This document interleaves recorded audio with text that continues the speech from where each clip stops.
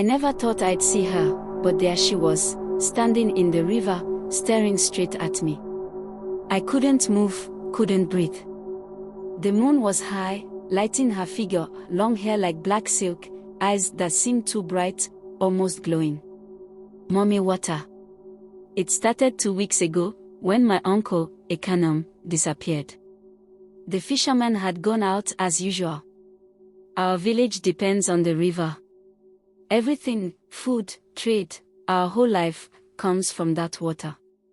It was calm that morning, the river like glass, reflecting the trees and the sky. Ekanom had always been the best fisherman.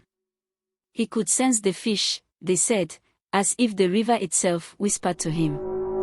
But that day, his canoe drifted back empty. No nets, no fish. And no Ekanom.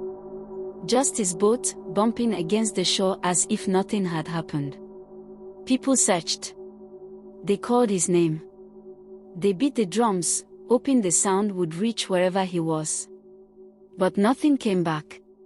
Rumors started to spread. Some whispered about Mami Wata. I didn't believe in those stories. My mother always said they were just tales to scare children from playing too close to the river. She'd laugh whenever old Auntie Efua would say, "The water has eyes. And if it sees something it likes, it takes." But now I wasn't sure. Ekanom was gone, and his canoe had returned untouched, like the river had swallowed him whole. Then, the dreams began. At first, it was just sounds, the rushing of water, like waves in my ears, even when I was nowhere near the river. Then came the voice, soft, almost soothing, calling my name. Ton. I'd wake up sweating, heart pounding. I didn't tell anyone. Who would believe me? But it kept happening, every night. And then one night, I saw her in my dreams, Mami Wata, half woman, half snake, her eyes locking onto mine as she whispered my name.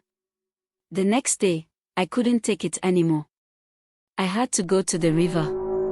Maybe it was guilt. Maybe it was fear. Maybe I just wanted answers.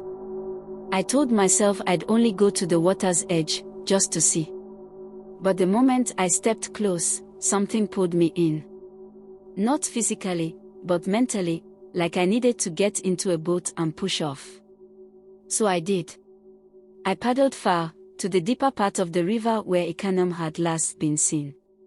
The water was dark, almost black, reflecting the night sky. It was so quiet, except for the gentle sound of my paddle slicing through the water. And then I felt it, the boat stopped. Not because I hit something, but because it stopped. Like something had grabbed hold of it beneath the surface. My hands froze on the paddle, my eyes scanning the water. That's when I saw her. At first, she looked like any other woman, just standing there in the river. But as I squinted, I noticed the details. Her skin seemed to shimmer, like fish scales, and her hair, long and black, flowed with the current. Her eyes glowed faintly, reflecting the moonlight. I wanted to run. But I couldn't move. "Mami Wata," I whispered. She tilted her head, as if she had heard me, though I hadn't spoken loud enough for anyone else to hear.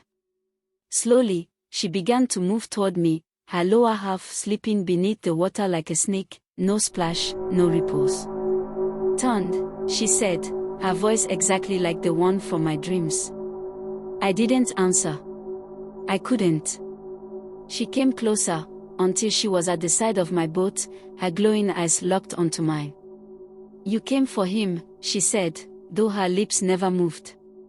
"You seek Ekanom."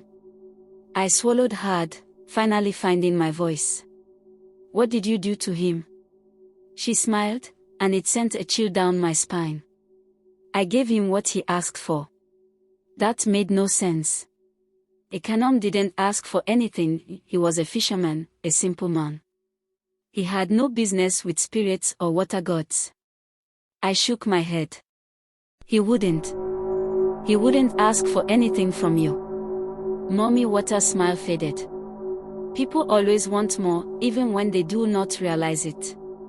He came here with greed in his heart. He wanted the river's bounty without respect. He took more than was his to take. I stared at her, confused. What do you mean? He fished like he always did. She leaned closer, her face inches from mine. There is balance in all things, Tond. You take from the river, you give back. Ekanom forgot that. The weight of our words sank in. The village depended on the river, but had we taken too much? Had we forgotten the old ways, the offerings we used to leave at the riverbank to thank the spirits? I couldn't remember the last time anyone had left an offering. What happened to him? I asked, though part of me didn't want to know. She stared at me for a long time before answering. He is with the river now. As part of the balance. My heart dropped. He's dead. She shook her head slowly. Not dead. But not alive in the way you understand. The river claimed him, as it will claim many more if balance is not restored. I felt cold, the weight of her words pressing down on me. I didn't know what to say, what to do. She reached out, her hand hovering just above mine. The river has given your people life. It can also take it away. Remember that.